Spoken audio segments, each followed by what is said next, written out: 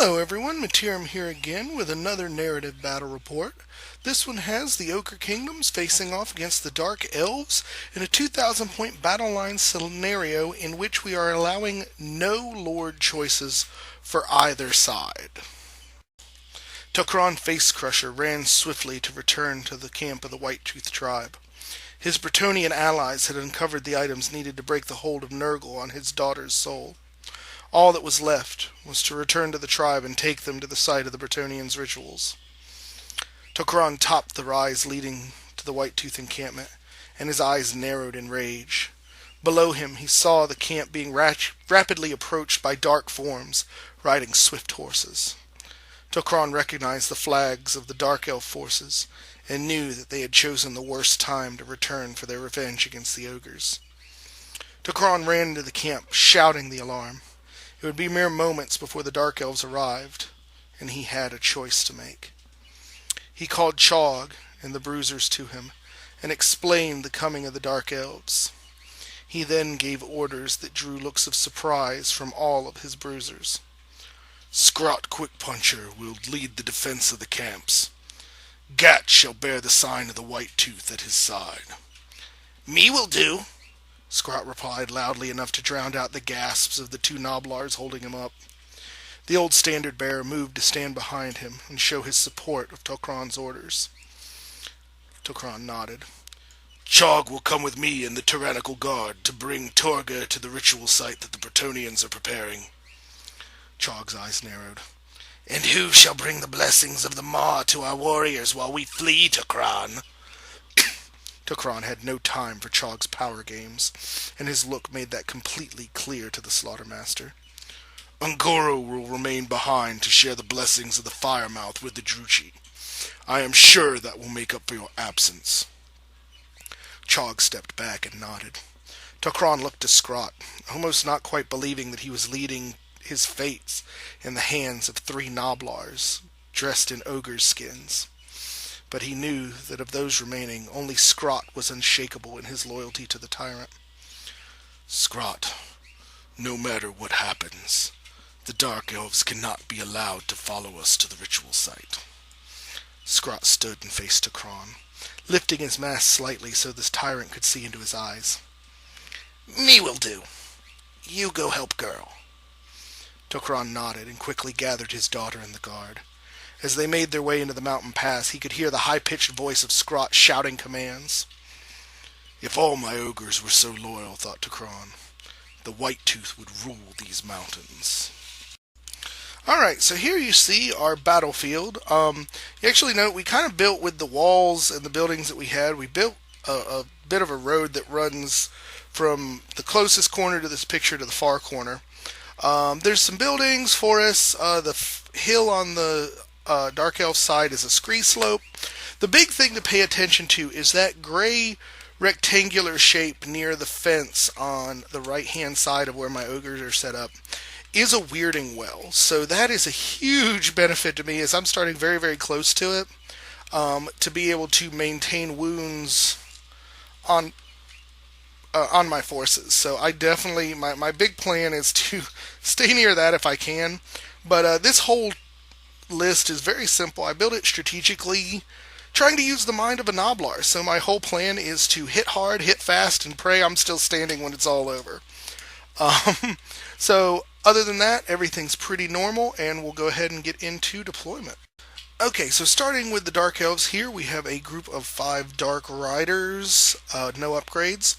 Next to that, we have a big old unit of Executioners. There's 35 of them with full command in theirs.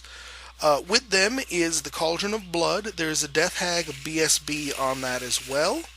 And doesn't look like there's a whole lot of upgrades on that Death Hag, as far as I can see. Then up on the hill, you can see that there are 2 Reaper Bolt Throwers. And then on the corner of that Executioner brick, there is a level 2 Sorceress to the lore of Dark Magic who has a Dispel Scroll. Next to that is a unit of 30 Black Ark Corsairs with full command. They also have the Banner of Eternal Flame. I guess he was worried about me bringing Troll Guts to this fight. With that group is his Master General, with the Armor of Fortune and the Dragonbane Gem, and a second level 2 sorceress to Dark Magic with no upgrades. Next to that is a unit of 5 Doomfire Warlocks, and there is a second group of Dark Riders on the far end. So on the Ogre side, I have a unit of 4 Lead Belchers with Bellower and Champion. Next to that is a unit of 10 Ogres, and I know I've got them screwed up in my deployment here. I fix it before turn 1. Leading them is Scrot Quick Puncher, my Noblar Muppet Man. He has the Sword of Striking and the Talisman of Endurance. He is a bruiser. Also with that unit is a second bruiser, Gat the Old. He is my Battle Standard Bearer. He also has Warrior's Bane and the Talisman of Protection. Talisman of Preservation, the 4-up ward save. Then I have a bus of 50 Noblars with full command. Next to that is a unit of 3 Lead Belchers with a Thunderfist, their champion, and a musician. And with them is Ungoro Flamebelch, my level 2 Firebelly to the Lore of Fire, and he has the Staff of Sorcery, which gives me +1 to Dispel. And then back here is my secret weapon, a unit of 8 Man-Eaters with full command. They have the Dragonhide banner, and every Man-Eater in the unit is equipped with a brace of Ogre pistols. Their been there, done that is Scout and Swift Stride, and because my opponent was not expecting it, I do actually manage to deploy behind his lines. This is just to my left of him, behind that unit of Dark Riders and near the Executioners with the Blood Cauldron. So I got perfect positioning here, and that unit is just an absolute shit kicker. My whole plan here is they can shoot around any chaff, blow them up, and then just get in there and wreck face. And it's a very simple plan, and that's exactly what I think Scrot would come up with. So that's what I'm playing here. And so to make my plan even better, I get first turn. So I went ahead, since I can't charge with the Man-Eaters first turn, I went ahead and moved them up so they're within 6 inches of the Dark Riders. I'm going to spend my shooting this turn, just go ahead and blowing them to Kingdom Come. He did use his Vanguard basically to turn around and face me, and I'm hoping that's not going to matter, because I'm figuring 16 shots, Ballistic Skill 4, Strength 4 Armor Piercing should basically wipe those guys off the map. I am still pretty worried about this giant block of Executioners. Those are high strength hits and they're going before me, and yeah, that could be messy. I need to hurry up and get some support up here ASAP. So that being the case, I try and come up pretty good with everything else. You can see on the right side where he's vanguarded everything up with his fast cab. I'm hoping that between my Firebelly and the Lead Belchers, I can put a hurt on the chaff on that side, because I think that's really what I need to do. If I can get rid of his chaff early, I don't know that I'm overly concerned with anything else if I can hit it with multiple units. But if he chaffs me up and prevents me from getting support, those Man-Eaters can get beat by those Executioners really, really easily. So I really just cannot afford to be chaffed here at all. And then I get an amazing magic phase off. I have Fulminating Flame Cage and then the Piercing Bolts of Burning. I try and get Piercing Bolts off on this unit, hoping to thin him down. He uses all of his dice to stop me because it wasn't a big dice phase. Or he might have left a few, but ultimately it wasn't enough to stop me from getting Fulminating Flame Cage off. So now he cannot reform with these Executioners unless he wants to lose like 2/3 of them. To the Flame Cage exploding. So that's going to give me another turn to get rid of this chaff and get into position before he's really going to be able to react to me, and that was fantastic. And needless to say, during shooting, the Man-Eaters just get the job done. They absolutely eradicate the Dark Riders on this side. But no panic, because with the Blood Rack, or not Blood Rack Shrine, the Cauldron of Blood in there, they're all frenzied, so they're not going anywhere, but it would have been sweet if they did. Then over here, the Lead Belchers end up killing 4 of the 5 Dark Riders. They panic, flee through the Doomfire Warlocks, but the Doomfire Warlocks pass their panic check and don't go anywhere. So, Dark Elf turn 1. The Doomfires don't really feel like they need to move anywhere. The Corsairs do come up. He definitely wants to be able to get into me without giving me easy charges into him. So he's playing it a little cagey until he can eliminate some of my side units. And I can see where he wants to do that. My whole game plan, however, is to just keep moving so fast that he's not going to be able to afford to be cautious. And here's just a better look. And you can actually see on that far corner, I forgot to say that the Dark Rider doesn't rally. I think he runs off the board next turn, but that's where he is now. And here's just a better look at where the Corsairs end up in relation to everything here in the center. So magic goes off. He ends up getting Blade Wind off on these guys. I don't do bad. One of the Lead Belchers takes a wound, and the Firebelly takes a wound. So could be worse, particularly considering I'm right next to the Weirding Well. And over here, I was not able to stop anything, so he gets Word of Pain off on my Man-Eaters, reducing their weapon skill and ballistic skill to 2. I don't think that's too bad at this point, because I'm hoping to get Flame Cage off on him one more turn, and not have to engage quite yet. So I'm okay with dealing with that at the moment. Then he gets one Bolt Thrower off and kills one of the Lead Belchers here. And the second Bolt Thrower hits and kills another Man-Eater, or Lead Belcher. I don't know why I keep getting those wrong. Kills another Lead Belcher. Luckily, I am rolling well on the panic checks and I'm not going anywhere, because I really think that's what my opponent was hoping, was to go ahead and get rid of that magic. So, Ogre turn 2, and again, I don't want to charge this Executioner block quite yet, so I move up so that it's within 6 inches of me so I can take some more shots at it while I'm working my support in from the front. Then everything else here, I just need to move up very, very aggressively. I move the Lead Belchers here that are half on the left side of the picture so that I can start shooting at the the Executioners as well. And everything else, I want to throw those Noblars into the front of those Corsairs, because it's going to take those Corsairs forever to eat through that unit.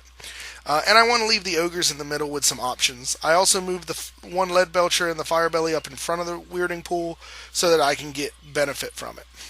And that's exactly what happens. I drink from the Weirding Pool at the end of the movement phase and get enough wounds back to completely restore the unit. So the unit is back to full, except for the Firebelly, who's taken a wound, because he doesn't get healed from that, as I understand it. And my magic phase gets totally stopped, which is definitely concerning, because now I don't have Fulminating Flame Cage up on those Executioners. So I go into shooting. These Lead Belchers kill 4 of the 5 not Dark Riders, the Doomfire Warlocks, but they do not panic. So he still can cast those spells, and that's still kind of annoying. Then in shooting over here, I peel off very few of the Executioners with my fire from the Man-Eaters, because they are ballistic skill 2, so I think I needed 6s or 7, something stupid like that to hit him. I think I still killed 1 or 2. So, Dark Elf turn 2, the Corsairs sidestep my Noblars and slam right into the front of the Lead Belchers with Ungoro there, and I'm kind of kicking myself for letting that happen. And the worst part about it is that where they're at now, the Noblars they're not even in the Noblars front arc, so I can't even charge them in to help break those ranks, so I'm kind of worried there. And in an awesome turn of events for me, but not so much for my opponent, the Executioners with the Shrine in it fail a charge into my Ogres, so he staggers ahead 2 or 3 inches, which is absolutely terrible because he's in an easy charge for my Ogres, and that movement forward put my Man-Eaters in his rear. So it's going to be a bad day if I can get in there. And here is where the poor Dark Rider runs off the board. So during his magic phase, he gets off Word of Pain again, so my Man-Eaters are still at Weapon Skill, Ballistic Skill 2. And I stop everything else. So we go into shooting, and he ends up landing a bolt thrower into. He misses the man-eaters, and then tries one into the lead belchers here at the bottom. Hits them, but only ends up doing one wound. So, all in all, great turn for me. Definitely not a good turn at all for my opponent. But at least he still has the combat phase, so we'll see how that works. Alright, and Skip actually has a decent combat phase here. He puts 2 more wounds on the fire belly in, I think it was a challenge? Maybe not. Maybe he just threw down enemy. And 2 wounds on one of my lead belchers, which isn't bad for strength 3 attacks. I end up doing pretty terribly for how many attacks I'm throwing back in. He's got good armor saves, even being strength 4. I think I only killed 2, and those came from Ngoro. So I lose bad, I break, I roll 6 or 7 to flee, and he rolls double 1s to pursue, I'm pretty sure. So he ends up right there in front of the Weirding Well, and I escape to where you see me now. However, on Ogre turn 3, I rally, and I'm close enough to the Weirding Well to use its power to heal back the wounds that the Lead Belchers took. So I still have 3 wounds on Ngoro, but the Lead Belchers are back to fighting fit. Then during my magic phase, I get Fulminating Flame Cage off on the Corsairs. Then I hit him with Piercing Bolts of Burning, and yeah, they took enough wounds to panic. They fled, and then took a bunch more wounds from the Fulminating Flame Cage. End up where they are. Now, I know I didn't talk about the charges I did this turn because I took the pictures out of order, but you'll see that here in a second. You'll also notice here I had basically reformed the Noblars to Horde formation, although it's hard to tell from the picture. And they're facing towards where the Corsairs are running off now. And this shows the charges that I made this turn. I did get both of the Ogres in on that unit. You may be wondering, what happened to the Corsairs? Well, this is pretty much what happens when you slam close to 1,700 points of Ogres into any one unit. It goes away. I end up, even with the ballistic weapon skill and ballistic skill 2 on the man-eaters, they put out some damage. The Ogre unit just absolutely butchered people. I'm pretty sure Scrot Quick Puncher killed the wizard that was in that unit. Yeah, it was absolutely messy. Or maybe I killed the BSB. I might have killed the BSB in a challenge. That actually sounds better. I think I did do that. Scrot killed BSB. Okay. But either way, I did so many wounds, and I actually had enough ranks where he wasn't steadfast anymore after that. So he needed rerollable double 1s. Or maybe... No, he did still have the BSB because he did get a reroll.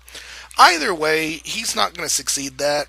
And breaks, the man-eaters catch him and run him down, and that's it. And this is what the board looks like at the end of this turn, and my opponent chooses to concede. All he's got is 2 Reaper Bolt Throwers, a single Doomfire Warlock, and about 8 Corsairs and a character, and I literally have my entire army left. My opponent claimed nothing. So I can definitely understand where he figures this one's a done deal, and we call it. Tilandra Darkheart stepped over the crumpled body of the lone returning Dark Rider. The report he gave just added to the dark mood she was already in, and the thrill of slitting the rider's throat did not lift it a single bit. She marched into the tent where Sinbane and Lokir were poring over a map of the mountains. Once again we were bested by that wretched Ogre clan without the bulk of their forces. Dreadlord, tell me why I should not slice you open right now. My lady, it is your choice to do with my life as you see fit. However, the Kraken Lord and I have discovered something you may be interested in, Sinbane spoke. Yes, on my last raid of the Bretonnian coast, I was approached by one of their new king's knights.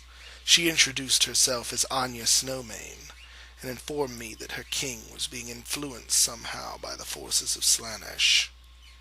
She did not know how, but she was part of the Snowmane clan who followed the blood god Khorne and had no love for Slaanesh.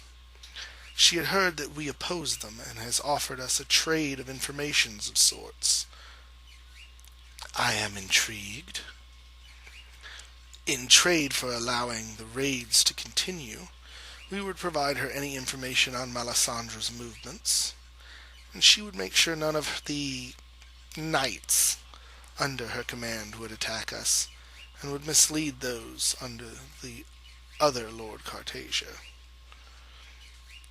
Very well. Find Shadowstalker and have her contact this Snowmane. The ogres will have to wait for our vengeance. Melisandre comes first. So, needless to say, absolutely crushing victory for the Ogre Kingdoms.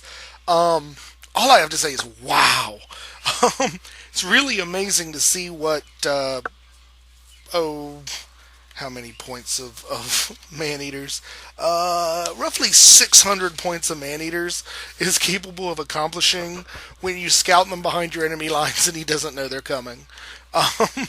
This is one of those lists I don't think would work very well in an open list kind of setting, but being that we always play closed lists, you can occasionally get these surprises and it's just, oh my god, face-wrecking. I feel really bad for my opponent. He is making some great inroads with learning the Dark Elves, but in this game, everything went to my advantage. I ended up getting the surprise on him with the man-eaters behind him, and he could have theoretically chaffed me up a little bit had I not won first turn and just eradicated pretty much all his chaff before he got to go. It was just that not only were the dice very much with me, but yeah, and I mean, the fulminating flame cage going off stopped him from turning to face the man-eaters, so he probably would have succeeded that charge in turn 2 if he was doing it against them instead of the ogres, and it was just, yeah. My dice went very well with me, his dice didn't, and it definitely showed in the results. I definitely thought it was kind of strange building a list without any lords. It's very odd not to have the level 4 Maw caster, my tyrant, that kind of stuff, and kind of seeing where the heroes can step up in exchange. So it was a lot of fun, though. I very much enjoyed it. I'm also very happy because this is one of those things, we're getting to kind of the climax of this current story with Torga, and I really didn't want... I mean, Tokran made his choice. He put the life of his daughter over that of his clan, and I was fully willing, if the Dark Elves had won here, to basically eradicate these troops from the White Tooth in the narrative, leaving Tokran with like half of his clan, just the Tyrannical Guard, and his stronger supporters a little bit, but luckily that didn't happen. We'll have to see where the story for them goes. And it's definitely interesting now. We're seeing a little bit more, with this write-up from the Dark Elves' point of view, we're seeing a little bit more intrigue on the Bretonnian front. So maybe we'll see some movement in that storyline now that we're wrapping this one up, and we'll see where that takes us. So I hope you guys enjoyed this video. It was fun to make. If this is your first one, please like, subscribe, comment on the video. Let me know what you liked, what you didn't, and I stay up with the comments. So thank you guys for watching. This probably will be my last battle report for 2014, since it's the Christmas Eve or Christmas Day now. Probably won't get another, or I get another game in next Tuesday, but it probably, that's what, the 30th? Yeah, I probably won't get the battle report for that up before the end of the year. So thank you guys for a great year in doing this. I very much enjoyed it. I do plan to have one more video up before the end of the year. It's going to be a product review for a new terrain service that I've stumbled upon. So I hope you guys will tune in and watch that. Otherwise, thank you guys again, and we will catch you next time.